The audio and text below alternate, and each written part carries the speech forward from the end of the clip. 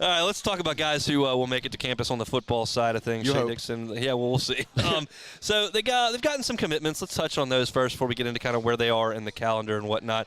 Ahmad Bro out of Ruston, Kalaj Cobbins out of Destrehan, Devon Keys as well, a linebacker, kind of filling out the bones of this class at this point. Right. I mean, they've hit double-digit commitments, and it's, mid-March? I can remember this time a year ago when Brian Kelly was just getting here, putting the staff together.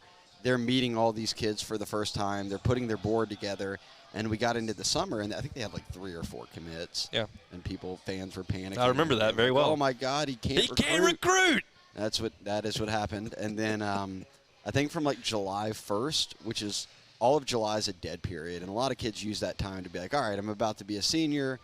I'm ready to commit. I don't want to deal with recruiting during my season. Let's get it done with. And between July and then the end of fall camp in August, I think they had like 17 commits. And, then you're in the season with 20-something commits, which is what you kind of always want to be on that pace. So at 11 now, 11 or 12, I know they're in double digits, but a few big recent pickups. We can touch on them, but I like where they're at. I like the pace because it's evident to me they've now recruited all these guys for a year and a half. So you can pick out your guys, feel a little bit better about them, get them on campus, get them committed. But let's start with the in-state guys. Ahmad Bro out of Ruston and Kalaj Cobbins out of Destrehan. A couple teams that faced off for a state title this year in a really good game, obviously, down in New Orleans. Ruston's always got a sneaky good athletic program. You don't ever think about Ruston, especially down here. That's kind of my neck of the woods. But they're good at basketball. They're good at football. They put some players out. Stevensmere Jr. is on the Ruston staff. I did know that. Okay, I tried to stump you. Nah, don't worry about that. All right, well, yeah, so they made it to state. And, look, both played defensive line. Kalaj Cobbins for Destrehan is largely used as like an edge, like a stand-up, B.J. Ojolari or whomever you would view as a jack linebacker type. I think in college he'll be more of a true linebacker. And now I was talking to his head coach recently after he committed, and he said this past year we used him more of letting him get into coverage, letting him drop, do different things a linebacker would do to kind of get him ready for that transition, and they'll do more of that with him as a senior. But view him in the mold of and you hear Harold Perkins and you think, I don't mean that. I meant how they want to use him, which I think if they're selling Kalaj Cobbins on that, Matt House, that leads me to believe Matt House is going to continue to use Harold Perkins as he used him, which is really an off-ball, an edge rusher, a guy who spies the quarterback. And you're not really sending him into coverage a ton. You just want him running after whoever has the ball. I want him to screw the play up. That's my coaching. That's my football guy comment on what I want Harold Perkins to do. Just mess everything up. Well, that's a big debate, I think. Not maybe even a debate, a curiosity among LSU fans of, especially if you're if you're not deep at linebacker this year, is Harold Perkins a middle linebacker? Is he a Greg Penn and an Omar Spates, or should he continue to be this kind of utility guy?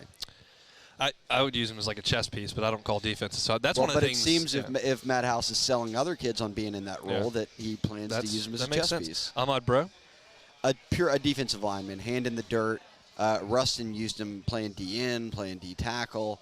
I think he could be a strong side D-end, but a really good player, and he had been committed to Duke, and I think college coaches has just started seeing what he did as a junior, was an all-state guy on a really good Ruston defense, and he was the best player, team captain, and a guy who, when talking to Coach Baugh, head coach up at Ruston, says sort of does everything right, and everyone looks to him as to being the leader. And same with at Destrehan, you look at Kalaj Cobbins, his coach was like, look, Brian Kelly loves him because, he's a 4-star and he's got offers from Bama and everybody else, but he's a 4.0 student. He's in beta club and everything else. He's, been a team captain for multiple years, was the only underclassman team captain we had when we went all the way to state. So I think any head coach wants kids that are, putting it together on and off the field, but you feel like Brian Kelly's trying to do that to a point to where, he gets a locker room that's not run amok. Yeah, that would be ideal. We're talking with Shea Dixon here, the Bengals. It happens, though. We've seen it. Oh, for sure. LSU's the beneficiary of a 5-star cornerback that was in a locker room. Yep. That didn't have much. That was people quite looking over for him. So, I in my formative years covering LSU, it was always less. So I feel like there was a routine. I feel like I knew when Boys of the Boot, the junior day, was coming. I knew when Elite Camp was coming and what was likely to come from that with 3 or 4 commitments and another surprise offer to some in-state guy. There was a calendar that I was pretty comfortable with. Now, one, the rules have all changed, the time biggest thing. And then 2, you got a new coaching staff in. So 300 guys on campus over the weekend. Is that right? Yeah, well, not all of them are LSU. You know, so what happened, and they were the big beneficiary of this, is Battle, which is the national 7-on-7 tournament, and every kid now plays 7-on-7, especially all these high-level prospects, and they all get on teams that are pretty much regional, or the Bootleggers, or one of the Louisiana teams, and they've got others, but you play with different pockets of the country. Well, they have these national events that ultimately culminate, I think maybe in Las Vegas at a championship, but you go to all these events, you play, you have records. So these kids are traveling the country. They had all those teams in New Orleans for 3 days. Well, they only play 7-on-7 for like half the day, and then they're just hanging out. So LSU basically gets with every team and is like, yo, hey, ride over here, bring all the kids. I-10's right there. Just come on in. There's a Dalrymple exit right there. 1 hour here, 1 hour back, and spend half the day with us. And ultimately, that's when you get over a 24-hour span, 300-something kids rolling through. But you look at it, and I think I counted up, there was like 5 kids in that group who were the number 1 overall player in the country at their position. There were multiple 5-stars in the group, and a lot of kids for the future who, if they didn't do that, they may not see LSU for a while or go on an LSU visit for a bit, and you sort of pique their interest. So, but to speak to your point, too, the recruiting calendar has changed so much. That's why they're saying these college coaches want to go to the NFL. Like, you work 7 months a year, and the other 5 months you're chilling. Or you go the Matt Luke route, and you're like, I've just made a bunch of money over the last 10 years. I'm set. So I would say with the change to the calendar now, kids can take official visits earlier. The calendar's open a lot more for just straight-up visits. You can do a lot more on those visits. Like, it used to be like underclassmen couldn't even do certain things. Well, now they can go put on jerseys and have full video shoots, and now any kid can have that sort of stuff. So it used to be like the Boys from the Boot or One Junior Day. Those were the big productions, and you had hundreds of kids on campus. Now, and this past weekend is obviously not commonplace for all those teams to roll through, but normally their recruiting weekends now are like a big weekend is 20, 30 kids, and that's probably more efficient than when you used to just hinge it all on 1 or 2 weekends and you had 150 kids. I remember that. All right, tell me about Colin Hurley before we get out of here. I think he was one of the ones that was around. He was that's just the most fun thing to talk about because he's a quarterback. Quarterbacks? Well, look, he's a guy who he's skipping a year. Right. And you often hear about kids who reclassify. Often it happens where back in the day they're just held back and they're a year older than everybody else. So a lot of quarterbacks are that way. Like, they're just a year older for their grade. He would be a year younger. He's skipping what essentially would have been his junior year, or just played his junior year. Now he'll be a senior instead of a junior next year.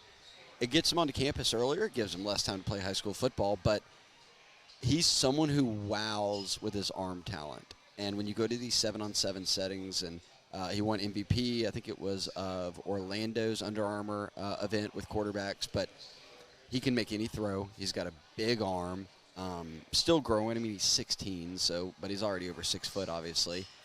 Well built. I really like him. The thing right now is, statistically, I think if people were saying not the knock, but hey, where do you want to see him grow?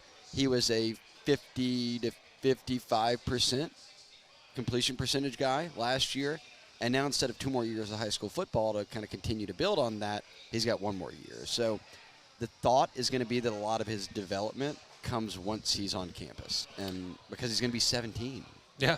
Working with Joe Sloan and all those guys. I've said this a bunch over the last couple months since y'all had me on, starting to write some baseball stuff over at Big Ol' Tiger on 3. I'm amazed at the amount of stuff that you and Billy can crank out daily on that message board with so many kids. And there's so many people that are so dialed in to recruiting day to day.